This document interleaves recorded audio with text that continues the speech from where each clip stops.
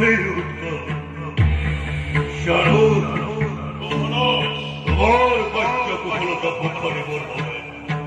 ওর অন্তর অখানাও মধুপ্রীতির ভরা শান আবেদনে হতবার ধন্যবাদ জ্ঞাপন করিস নয় পক্ষে বিমান কার্য বিমান খুব পরিচালিত হচ্ছে হয়তো অক্ষম হল মধুমর কর্তব্য পালন করিস মহারাজ ভৃত্য যেতিয়া মহাৰাজৰ সকলো কাৰ্য একান্তই কৰা উচিত জীৱন পালন কৰি হলেও কাৰ্য সমাপন কৰাই একান্ত কৰ্তব্য তেনেস্থলত ধন্যবাদৰ এই প্ৰয়োজন মহাৰাজ মহাৰাজ অতিকে উদাৰ সেয়েহেতু ভৃত্যকে ধন্যবাদ জ্ঞাপন কৰিছে ধন্যবাদ জ্ঞাপন কৰি মোক আৰু লজ্জিত নকৰিব মহাৰাজ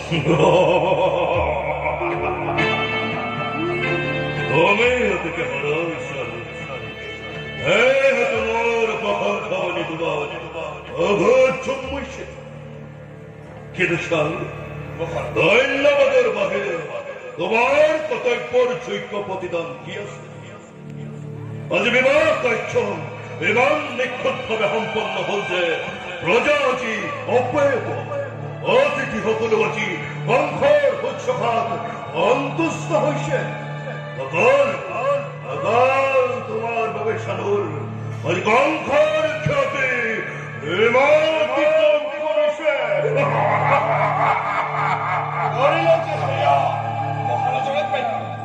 কিয়নো মহাৰাজৰ নিৰ্দেশ মতে সকলো কাৰ্য কৰা হৈছে শানু মহাৰাজ আজি ভোজৰ বংশই বংশৰ গৌৰৱত উপযুক্ত মিত্ৰ বসুদেৱক লাভ কৰি দুগুণে মৰিয়সী হৈ উঠিছে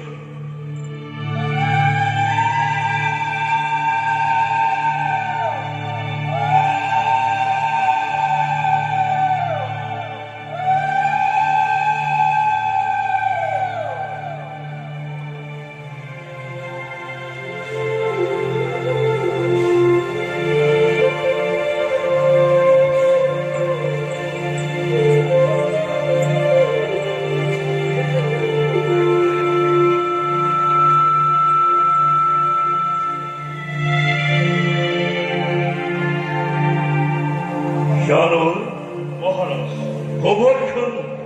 সাফিলস্ত বলা আমি বিবাহের কার্য সম্পন্ন করুন বলক মহারাজ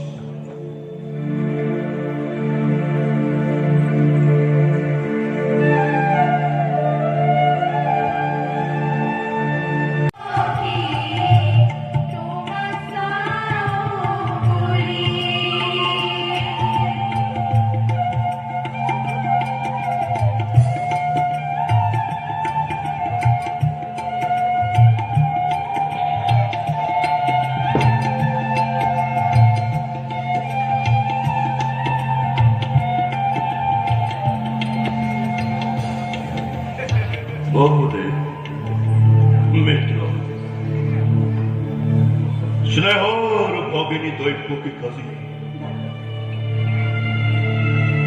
তোমার হাতে পরিসর বিবাহ যদিও দৈবিক বন্ধন হোক দোষী জীবনের খেল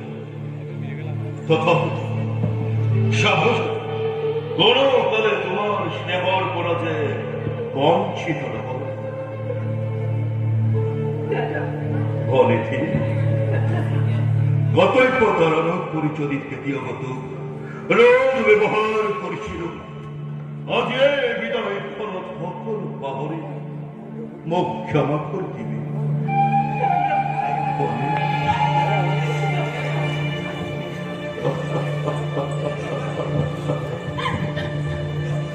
বলেছি তোকে বলে আশীর্বাদ দিন ভগবানকে তো পতি পরায়ণ ও পুত্রবতী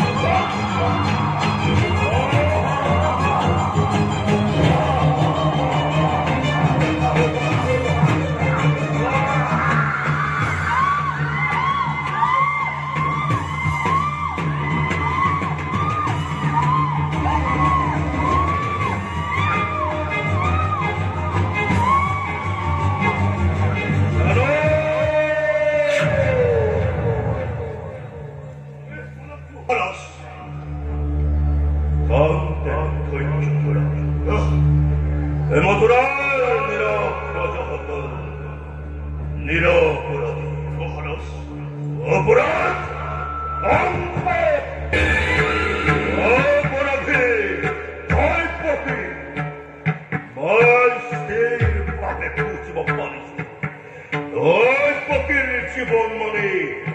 অঙ্কর মোড়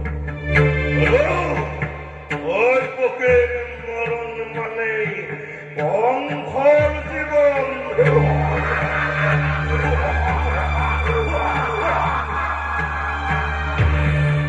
উদার হব মহারাজ মানৱ দৈবাধীন দৈৱ কোনোদিন অতিক্ৰম কৰিব নোৱাৰে নিজ পৌৰুষেৰে দৈৱক অতিক্ৰম কৰিবলৈ যোৱা বাতুলতা মাত্ৰ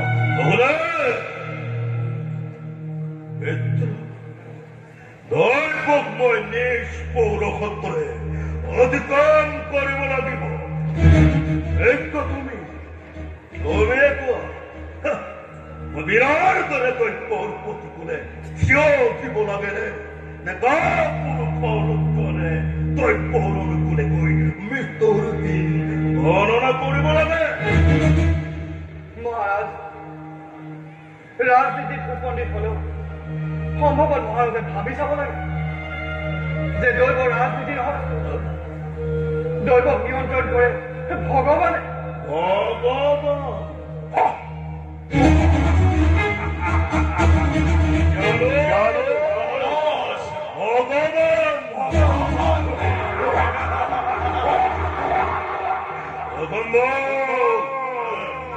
সম্ভব মিত্ৰ তোমাৰ হব পাৰে কিন্তু সংখ্যাৰ নহয় সংখ্যা মথুৰা ৰাজসিংহাসনৰ অধিকাৰী সংখ্যাই নিজৰ ভাগ্য নিজে নিয়ন্ত্ৰণ কৰিব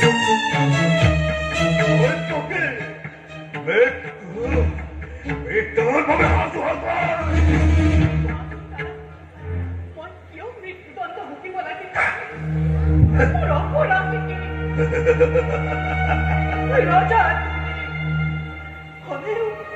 হলেও স্বেচ্ছাচাৰী ভাবে বিনা বিচাৰে তুমি মোক মৃত্যুদণ্ড বিহিবা কোন যুক্তি তাৰ কৈফত দিব লাগে কম হয় নিজে